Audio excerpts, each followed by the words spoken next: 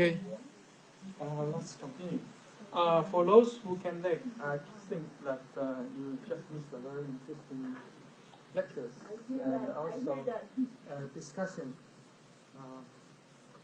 But however, I already do the video, voice recording with the PowerPoint slide. So if you're interested, you can download the PowerPoint later.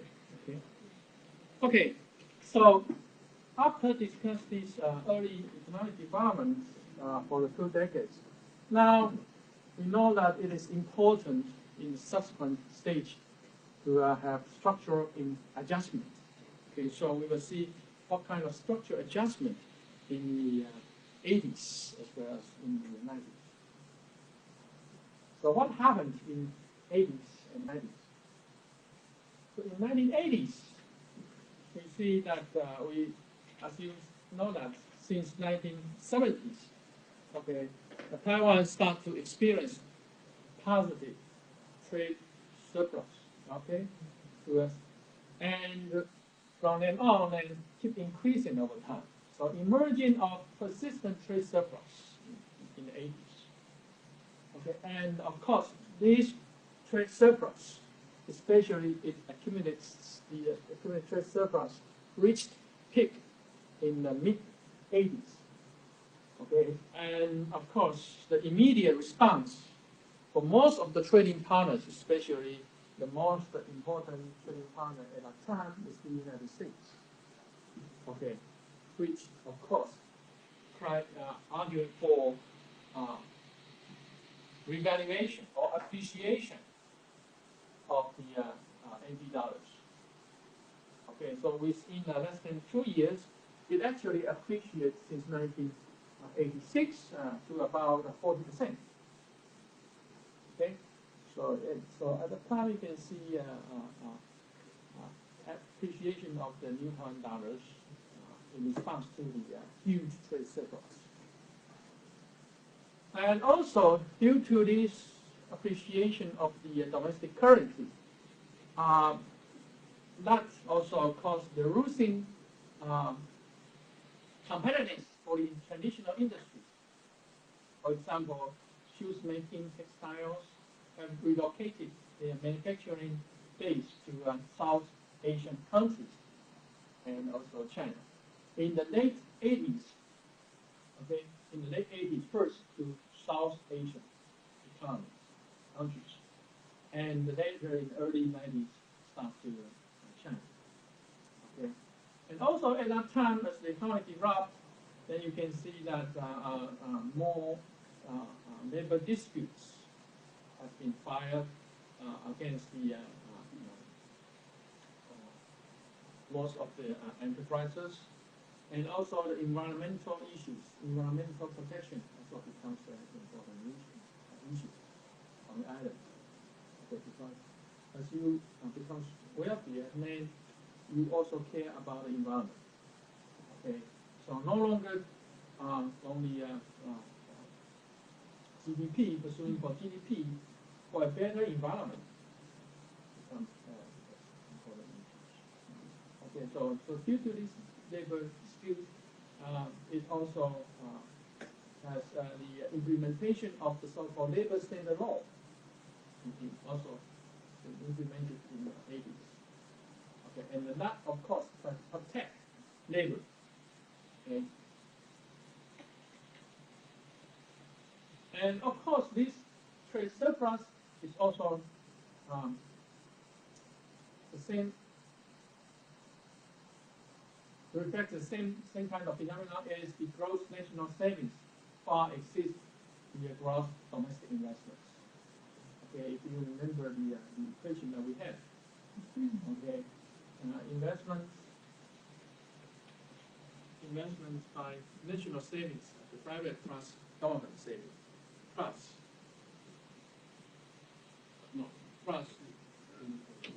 import minus export. Okay, so if you have import minus export, which is negative, okay, and which is equal to this, right? Just switching terms. And if this is negative, right, you have trade surplus. Okay, if this is negative, then it implies what? It implies savings greater than investment. And that's what this means. Okay? So in the 80s, actually this persistent growth of the trade surplus also reflects the underlying cross-national savings by exists cross domestic investment. And this can imply too, whether it is because the investment, you have more savings than your investment. Actually means that you are lending abroad. You are lending abroad. You have some extra money hold as a foreign reserve.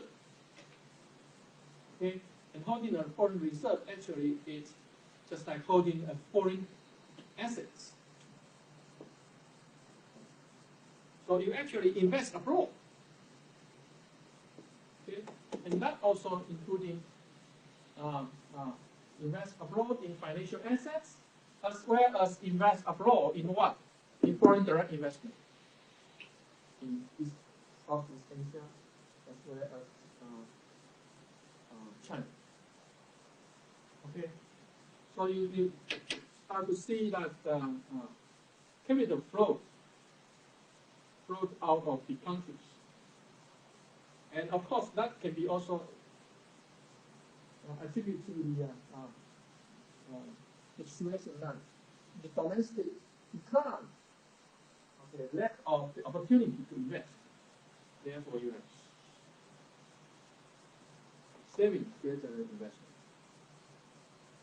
Okay, and that of course is because it entered into a situation that you require to change the industry structure such that it can generate further investment in the more high-end products, and also in producing more high-end products as well as more technology-intensive industries.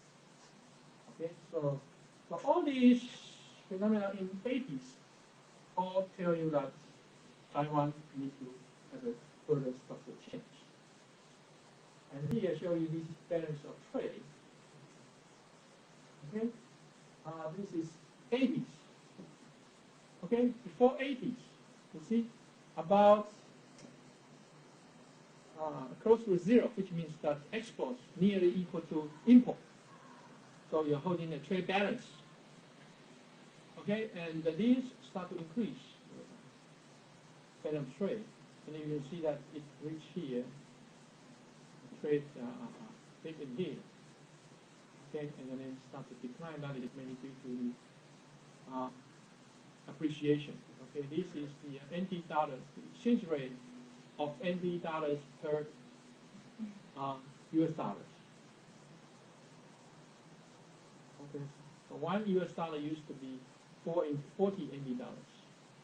Okay, in the 60s. Okay, and then it starts to decline, which means that appreciate the New Taiwan dollars, appreciation of New Taiwan dollars. Okay, a little bit. Okay, and however, it returned to 40 again, but it was not until here, the mid 80s. This is mid 80s. Okay, we have this tremendous decline, a huge decline in the exchange rate, which is the appreciation of the NT dollar. And of course, that leads to the significant reductions in trade deficits in the mid-80s. Okay, so the appreciation, so to cope with this huge trade surplus, actually Taiwan's experience was not a good experience in a way that it actually take appreciation, okay, to reduce the trade balance by having appreciation. Okay, of course, the appreciation, by having that appreciation actually means that you can now use less New Taiwan dollars to purchase imported goods. So in this sense, then it increased welfare by cheaper imported goods. for the domestic consumer. Introduce cheaper imported goods. Okay, and also in a way that that imported good not only in terms of the consumption goods for the consumer, but also reduce the price of imported capital goods. Okay, reduce the price of imported capital goods, and of course that will help to import those more sophisticated imported goods for domestic production. Okay.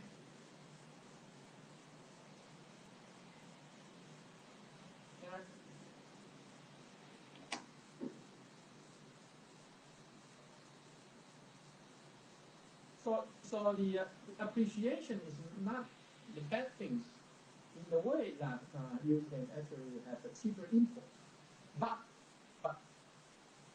it has a strong disadvantage to what?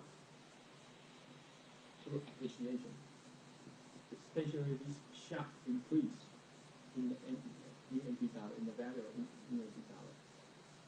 It what? What's the major disadvantage?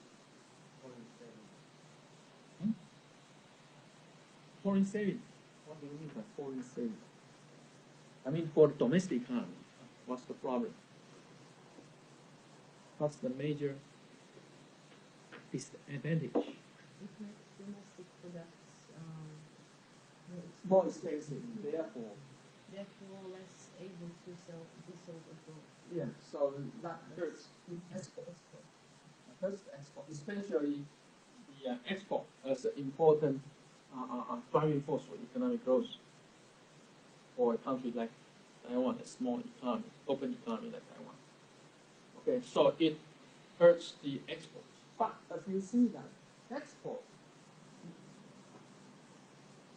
the primary export in Taiwan, especially at the early stage, they are mostly labor-intensive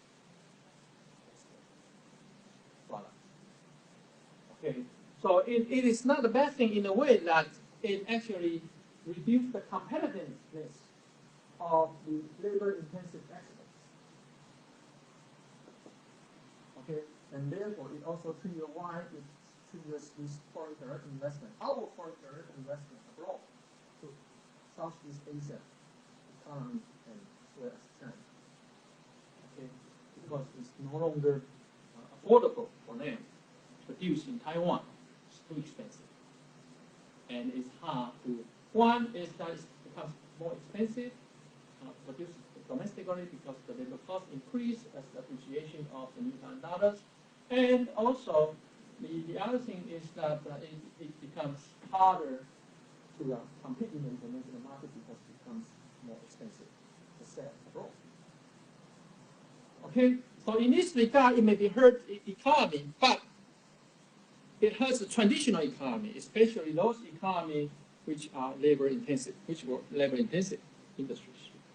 And therefore, this appreciation actually has a positive effect on the economy by encouraging or fostering technology upgrading as well as upgrading of the infrastructure. Force the economy to do that. Okay, but unfortunately, as you can see that this depreciation, if you look at here, it takes a longer period to actually and actually overshoot. You see, but overshoots in a way that it's appreciates too much and then it comes back again. So you can see, if you take this for example, somewhere it should be the stable exchange rate should be somewhere in here, right? But it actually depreciates, overshoots. Overshoots means that you appreciate, not depreciate. Okay, it drop exchange rate here means appreciation of New Taiwan dollar. It's overshoot. Okay, which means that it jump over, bypass the long run exchange. If you think this is as a stable long run exchange rate somewhere in here, but because it's back to here and in the longer period of time, then actually it's overshooting. Okay, we depreciate too much. And the question why it depreciates more than it should be is because I think it's something that we should take this as a experience and also to China today. Because at that time, government was so afraid of hurting the traditional industries by appreciation. Therefore, government deliberately appreciate income dollar at a very slow path. Okay? Because they think that we should allow more time for the traditional government, traditional industry to overcome this situation. Okay, so therefore it takes a long process, long time period. And once you have this, what happens to the government? The government, instead of appreciate, if you can do two things, two ways. One way is to appreciate the anti-dollar right away to its equilibrium level. If we think this is the equilibrium level, because it's wrong, or in here, it means that, okay, instead of going this way, it should drop significantly at the very first time to the you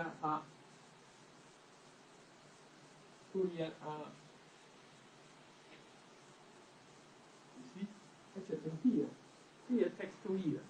Here to here takes 2 years. Because I'm in a long horizon, therefore you think it's steep, but however it took 2 years. It took 2 years to drop to here, from here to here. Okay?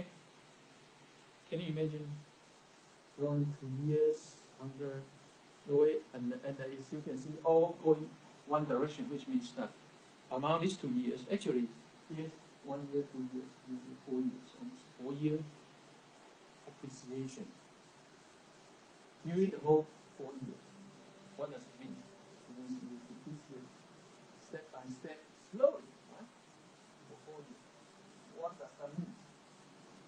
Actually, the later time is by the market force. What happened? If government adopt this kind of policy, what will be the response by the market? What kind of market response do you expect? Will government adopt this slow appreciation of $20?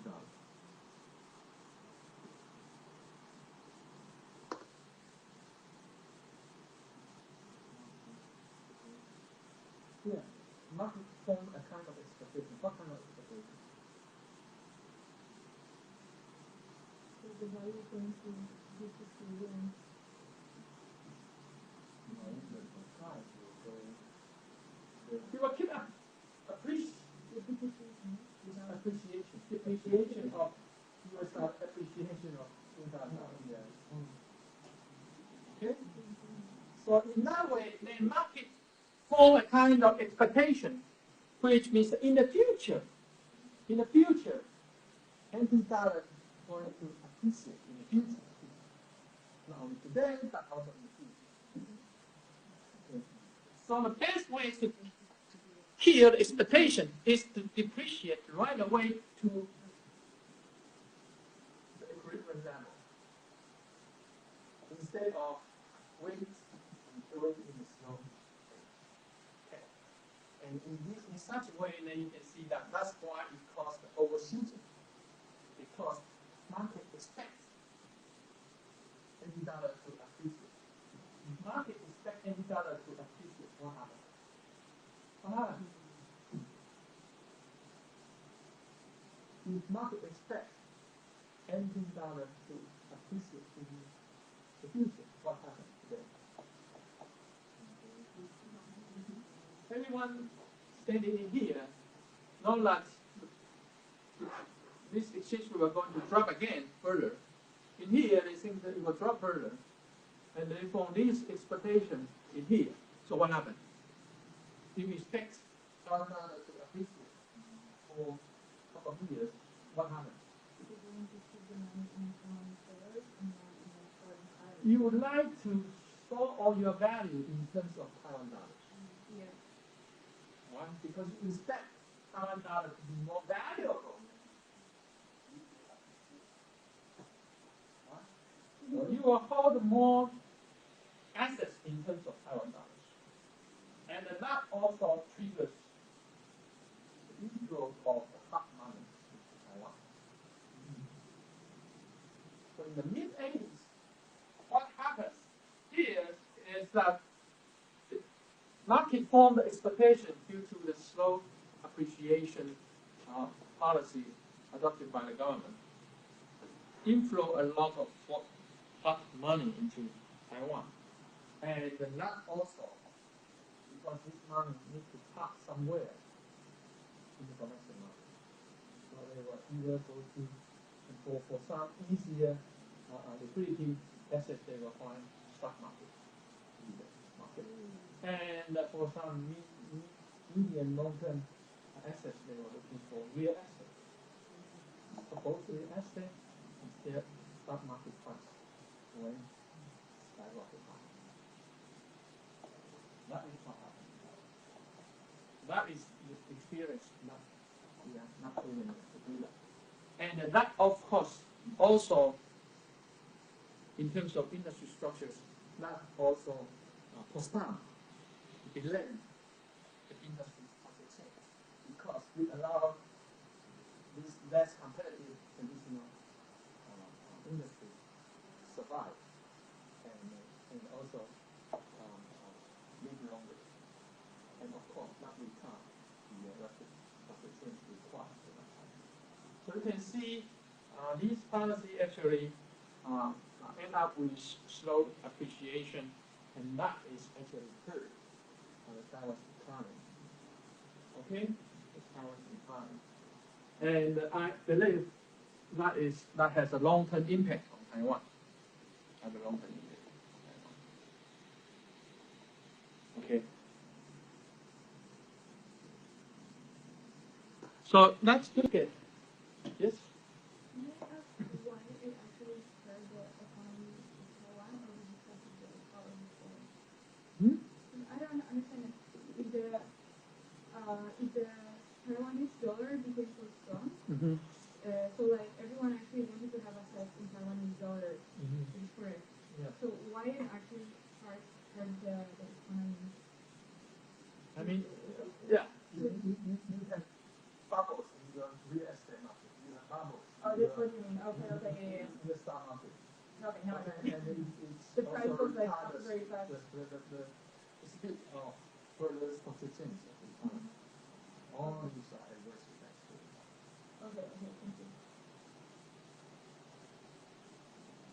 So here showing you that this is the trade surplus.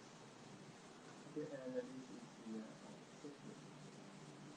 Okay, so by this trade surplus, the reduced trade surplus is mainly to the appreciation of the US dollar. There's some trade in values, in NT dollars, and also in US dollars.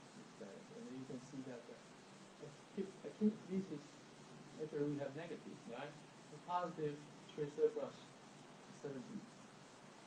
And then you accumulate here mid-80s is the largest trade surplus. And then so appreciation of the NT dollars reduce the cost of imported intermediate goods and materials. Reduce the price of imported final goods and increase domestic consumption of foreign goods at low prices. It's good for consumers. Okay, and this is also good for the users. They need to import more intermediate goods. And increase in the economic welfare. Okay, because now people can consume more variety of goods, including the imported goods.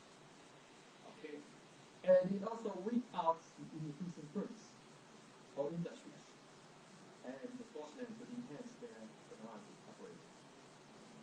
Okay, this is tough. Okay, and one thing you need to think here is that people have a kind of misunderstanding, thinking that keep exporting. Okay, that's what we observe even today.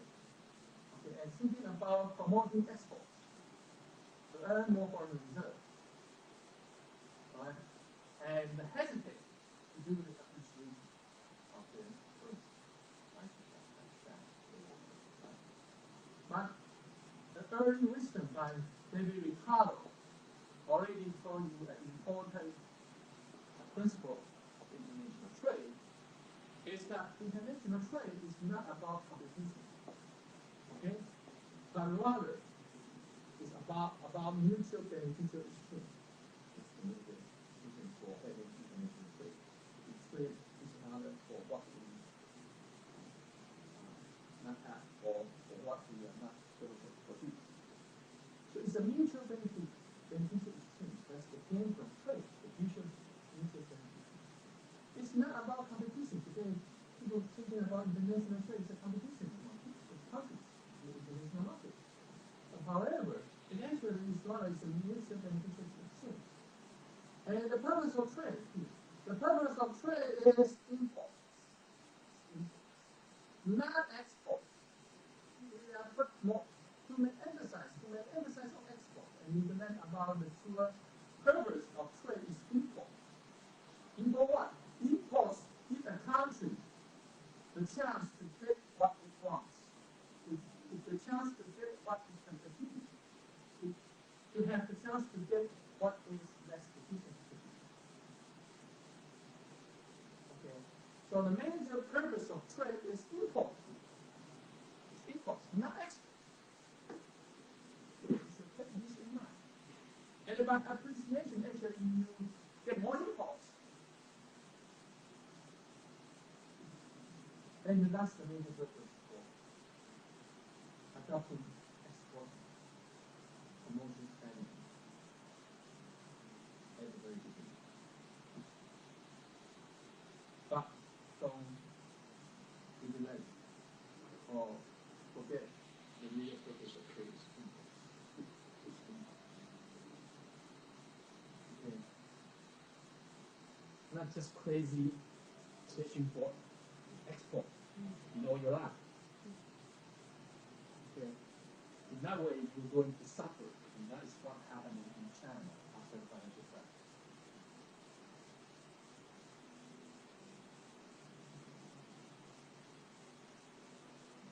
Export, right, is a tool that the country must suffer in order to pay for its imports. So export is the means, import is the goal. And this is the wisdom of David Ricardo back in 1820. I think in these days, so many countries passes ready pipeline. I think many countries must focus on ready pipeline. Yeah, very competition for getting ready pipeline. So I think export is very. There's also this understanding of going the trade surplus. Because why you want to hold such a huge trade surplus? For what reason? Okay, so let's go back to a very key issue regarding about trade surplus. Trade surplus implies foreign reserve, right? If you have a trade surplus, this is negative, right? So export greater than import. So we can write it in the other expression. Like export greater than import implies savings greater than investment.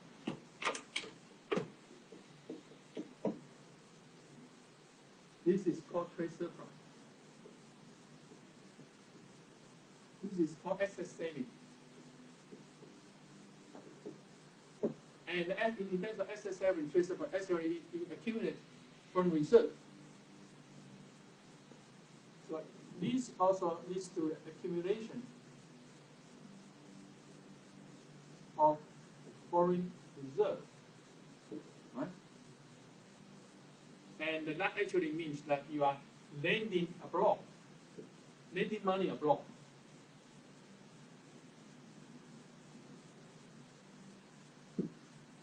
This is all the same thing. by different terms, but they all reflect the same situation. Either lending abroad, accumulating foreign reserve, trade surplus, having excess savings, domestic savings, these are all the same thing. So what's the purpose? Here is pretty clear. The purpose to earn export is to accumulate money, and this money is used for imports, for exchange of more foreign goods. But now you don't want to exchange for more goods. Instead, you keep accumulating the wealth. You think it's the wealth, right? Foreign reserve in terms of the wealth, in terms of wealth in a way that you save more. And to save more means that you lend it abroad. You lend your money abroad.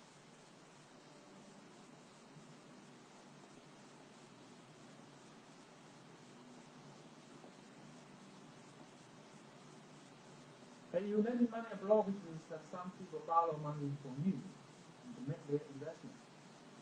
So, which means that you let off the channel for investment. You can only save. You do not actually do the investment. You are a saver, not an investor. You don't know how to invest. You do not have the investment opportunity. Either you do not have the investment opportunity or you don't know how to invest. That is one possibility why you accumulate foreign reserve. Another one might be another, but this means that you are not actually not make the best use of your foreign reserve. Second thing, why you accumulate foreign reserve. You feel insecure, especially for survival. You feel so insecure. You want to hold, just like poor people, you always try to hold some savings beside you. You feel insecure. And why you feel insecure? Usually this is the ends, not the cause. Why you feel insecure? Because you are afraid of attack from international market and international speculation. Or you think that you need to have this for national security reasons. For example, that Taiwan and we need to save more money, so such that we will be able to purchase armed forces. But that is not for economic reasons. You feel insecure, therefore, okay, but if you feel insecure, if the reason is for military problem, then okay, that's a military problem, maybe we should solve it politically. Or try to build up a harmonious relationship with your enemy. And therefore, you won't feel so insecure. But how about this is political reason. Another is economic reason. Economic reason is what you afraid of financial crisis. And in 1997 financial crisis in Asia, right? For those who did not have enough foreign reserve, such as Thailand, Indonesia, South Africa, and even Korea, running out of reserve, do not have enough reserve to fight with international speculation, someone like Soros. Right? Therefore, we want to accumulate foreign reserve, and the Taiwan feels so happy in the sense that we have enough foreign reserve. Right? But if you think more clearly and more deeply, what caused that happen? What caused that happen? The reason is that because those countries, they resist to adopt flexible exchange rate system. They actually adopt the so-called fixed exchange rate system. and deliberately undervalue their currency. And the major purpose is to form export gain. For export. And undervalue their currencies and adopting a fixed exchange rate policy to keep the exchange rate low in the sense that the country has a competitive advantage. And keep the exchange rate low means in terms of their currency, keep their currency value low. Okay? And it is this kind of policy that cause this attack or provide opportunity for the international speculators to attack. You get what I mean? So it is your own bad decision leads to the result. And therefore, you think it's accumulate more reserve to fight, but it's at the very beginning, you actually adopt the wrong policy. Because you are aiming for export and then you keep accumulating your own reserve. And then that actually triggers the attack of those speculators. And what happened?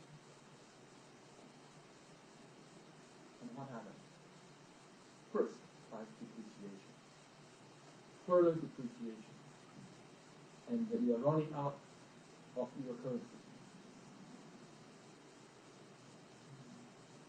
Okay. Depreciation, therefore you are running out of your currency. Because if you want to, if you want to maintain that fixed exchange rate, then you have to defend that fixed exchange rate with your foreign reserve. And eventually you are going out of foreign reserve. Okay, so if that's the case, then it doesn't make sense at all. Why? Because it is so hard for you to accumulate such a huge amount of foreign reserve. But however, it's so easy that you lose your foreign reserve in one day or in one night through the effect of the circulation in that international.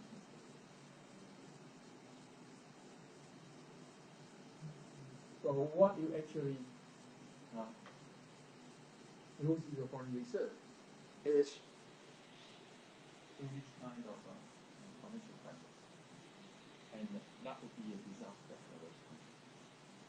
Because the foreign reserve that you earn is so many effort to get. In fact, they just go away.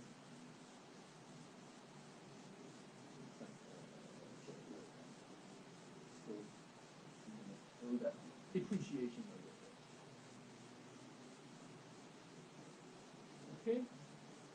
So the healthy mind of the economic concept for international trade is to remember export is only a tool and import is a little goal. And what you expect is to do promoting export in a way that you hope to get more imports later. And to get more imports later through appreciation. Okay? Because now your currency becomes more valuable. And as your currency becomes more valuable, then your economy becomes stronger. Instead.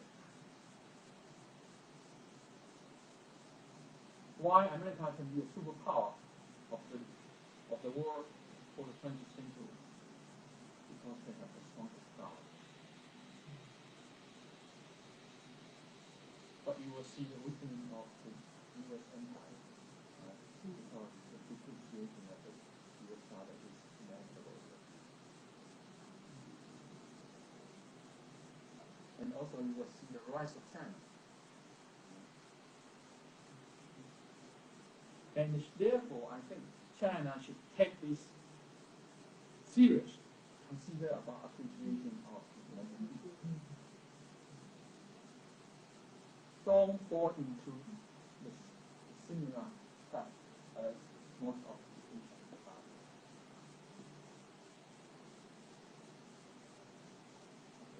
you should make the best use of the foreign reserve that you accumulate. Not just waste it as what others do. Lose it right away overnight. Losing the national population. Look at it.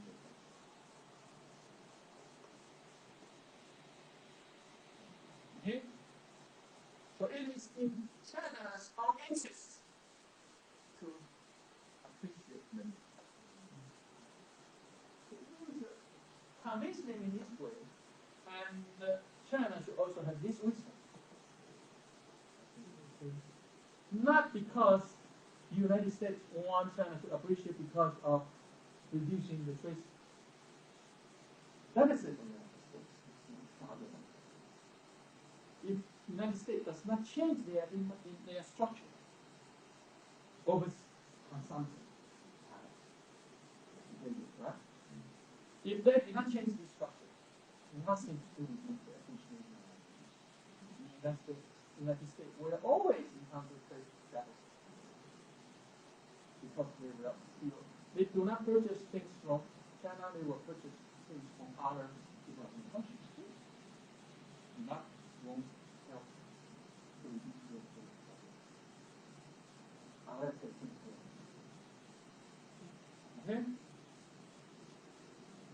So remember here, that's the correct answer, and usually not only people, okay, governments or even the political leader, they always fell into this trap, the ideology trap, like keep making money, something like that. Keep making money, keep exporting, right? To make more money, and set it as a foreign reserve. But don't forget that what's the main purpose of trade. Okay? And it is this that actually improve the welfare of the whole economy, improve the welfare of the whole economy by consuming more.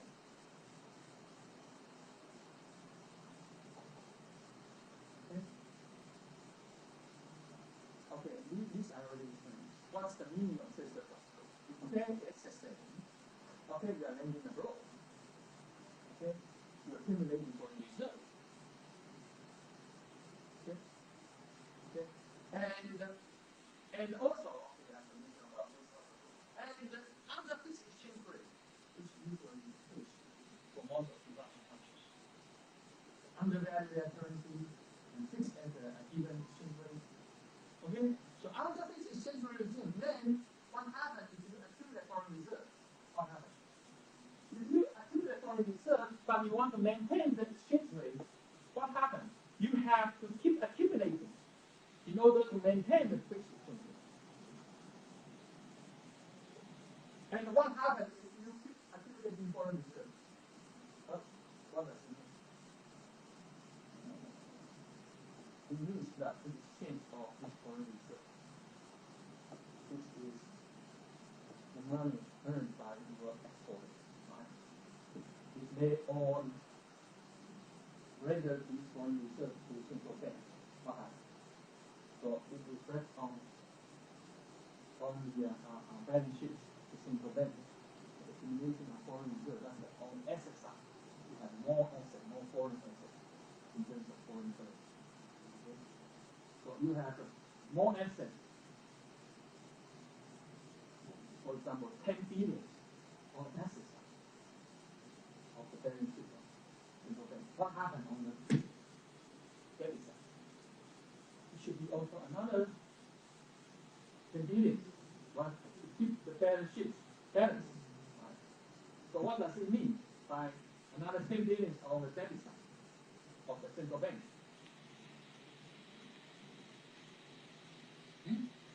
It means that central bank, in exchange of foreign reserve, they actually release the same amount of domestic currency in the market.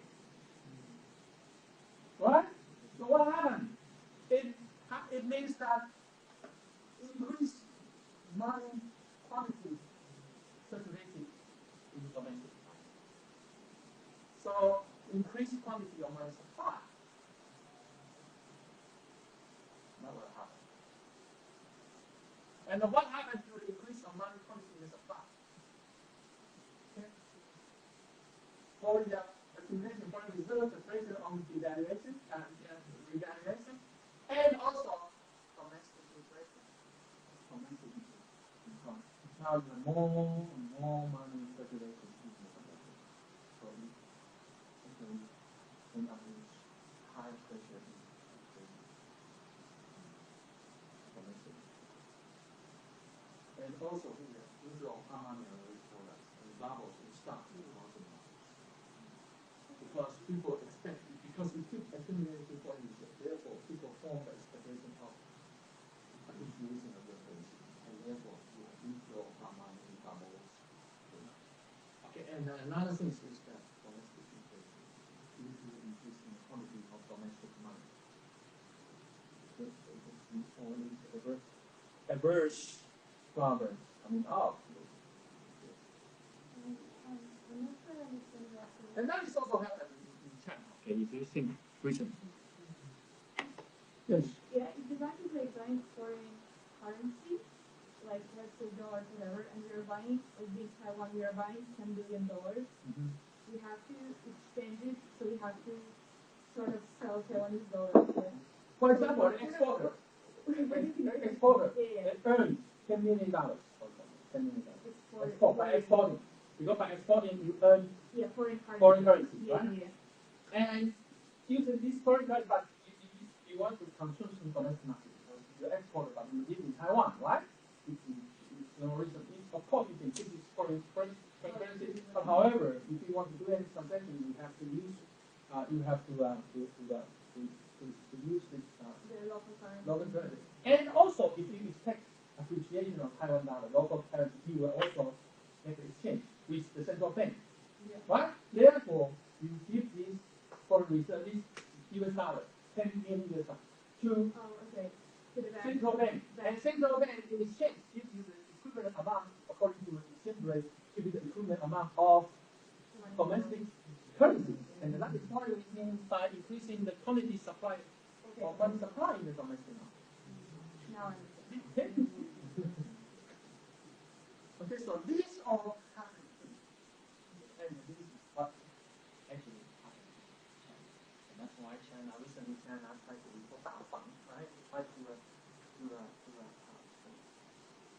set all kinds of policy and constraints and restrictions to the housing markets, following the housing market. Because it's following the market and the housing market. And of course, that kind of policy can only stop temporarily if they do not change these structures. This will keep going on.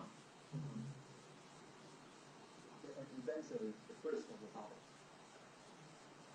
Okay, the burst of the bubble. Okay. And eventually, you will need to appreciate your currency. That's what I want.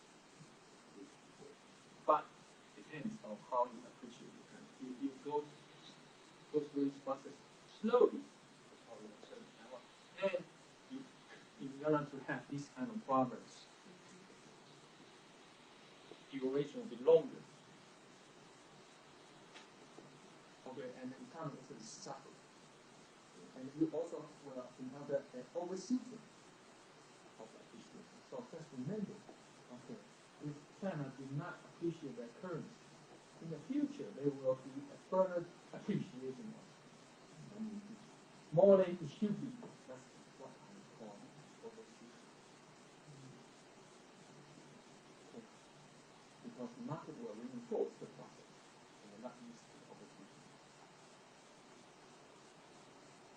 Okay. And the longer that resist this kind of tendency, the higher the overshooting. Yes. So, from the country's point of view, the country in this situation is supposed to appreciate their own currency, just to avoid it. This is the way to avoid the whole situation. You should do a couple of things, not just appreciation of currency would be one. But this is not the only thing. The other thing is to restructure your domestic economy. Okay? And also redirect your environment, not only rely on give up your domestic market. Okay. When you're doing export-export, you put all your resources by selling product abroad. Your domestic consumers, the general actually getting any benefits, unless at the end that you import more to domestic market. Okay? So in this regard, then you should shift more focus on domestic farming market. So the other solution would be to make the market more with the standard consumption, somehow.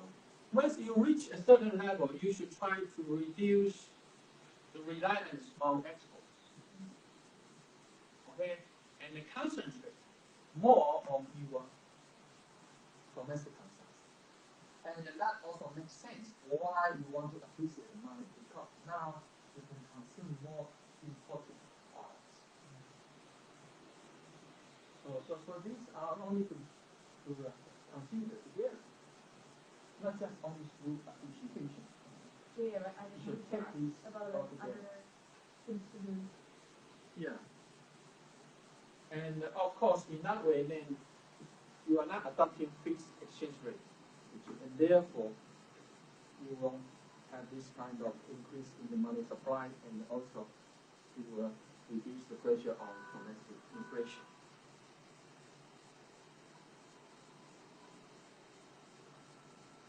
Okay.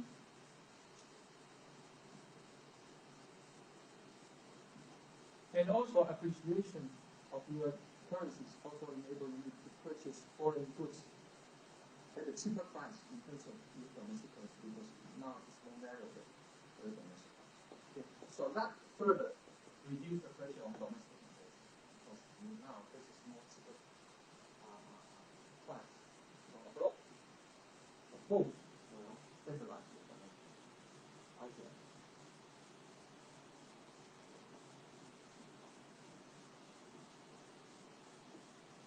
I think Chinese government fully understands that.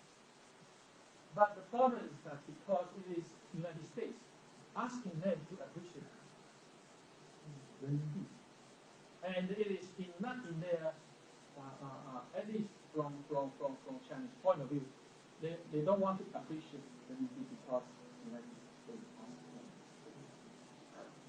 That's why it's reasonable.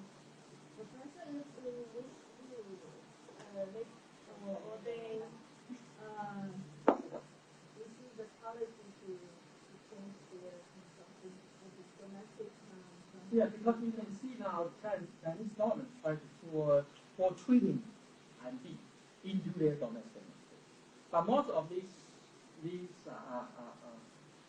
money are put in infrastructure. Mostly put into infrastructure. But in the more inner China and also western part of China. And that, of course, will help to stimulate domestic consumption.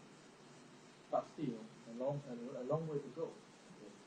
As you can see, China is a huge economy. Okay, in order to make that kind of change, you need to actually not just only pour money into it.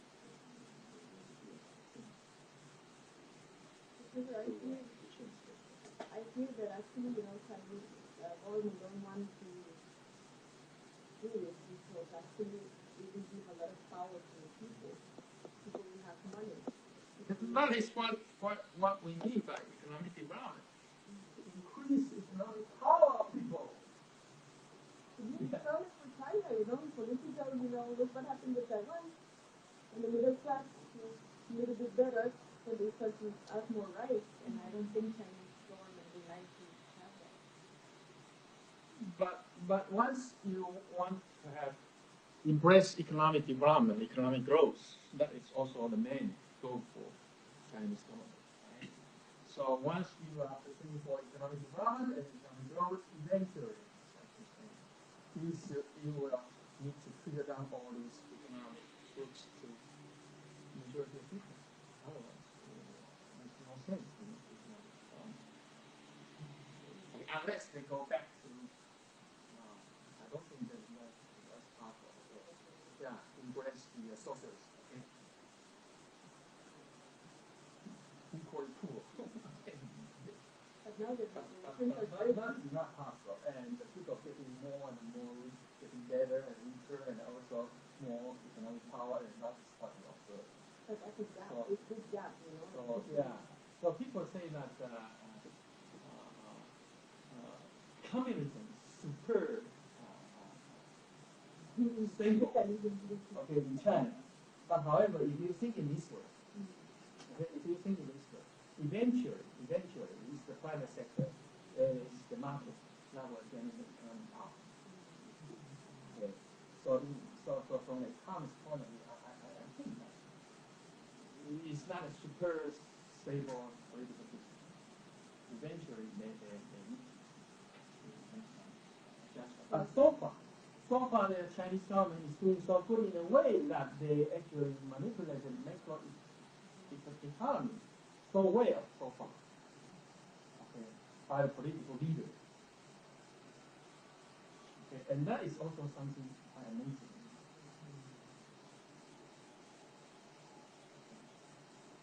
And I believe that is because why they can do that. I think that is because they have a very good promotion system within the community. As you can see, this middle ranking government officials, yeah, they are all pretty capable and they are also able people. So that's something that when I visit China, I feel amazed and surprised. I see that their government official actually is much more capable than ours, our market economy. Okay. Because they have a very efficient promotion. Maybe they are not good at choosing the leaders through the so-called democracy. But however, through that kind of hierarchical system, but is a very efficient promotion system. You can see this middle rank, especially this middle ranking government officials.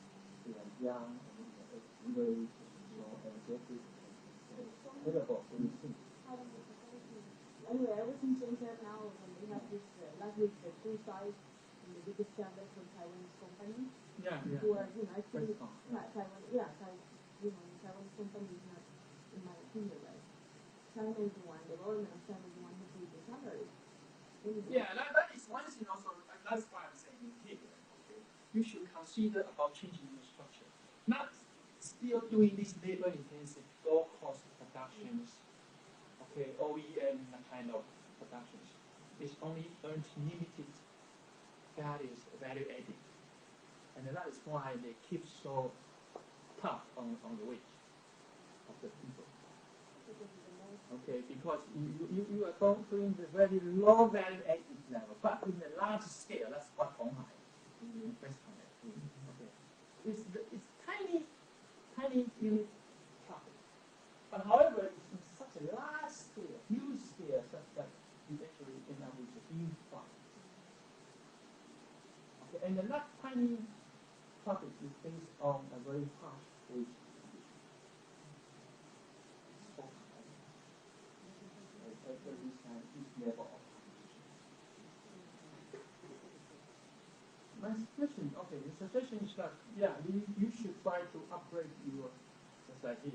Here is when you get this kind of situation like Taiwan, this is the golden opportunity to change your industry structure, to promote your production towards more high-end, more high-value added production. You should not still rely on this low-end, low-value added production. But for this incumbent firms, they get used to the current situation. Okay, so something like that, you shouldn't expect incumbent firms to do any innovation. They are the invested interest group. They are stick with the current environment. They are so good at the current environment. They don't think like just as what I told you before regarding about the team. They are so good at the current situation, and they will maintain the current technology level and use the given technology to maintain the given profits and also. sometimes it is tough because this is just a kind of revolution. You also need creative idea. You also need some kind of. So that's why we say innovation is a creative discussion. You innovate new things, but actually it's destroy all other processes. The more creative, the more destructive. And if you destroy whom? It is for the incumbent interest group. That is something. Yeah, in economics, and sometimes this is the kind of political issues because you have interest groups or